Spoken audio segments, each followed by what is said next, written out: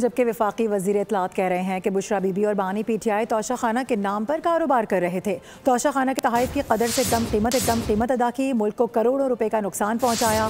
عطا تارڑ نے مزید کہا کہ امانت میں خیانت ثابت ہو چکی ہے، انصاف سب کے لیے برابر ہے۔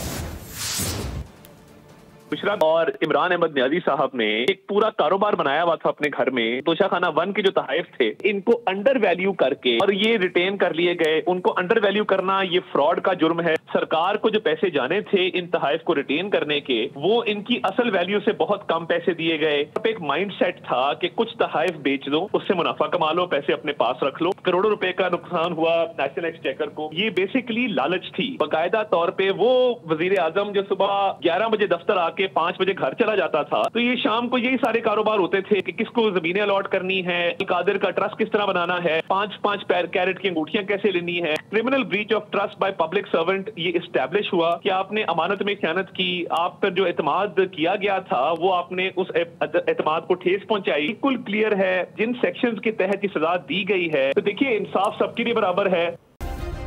سبسکرائب کریں اور بیل دبائیں تاکہ کوئی خبر رہ نہ جائے۔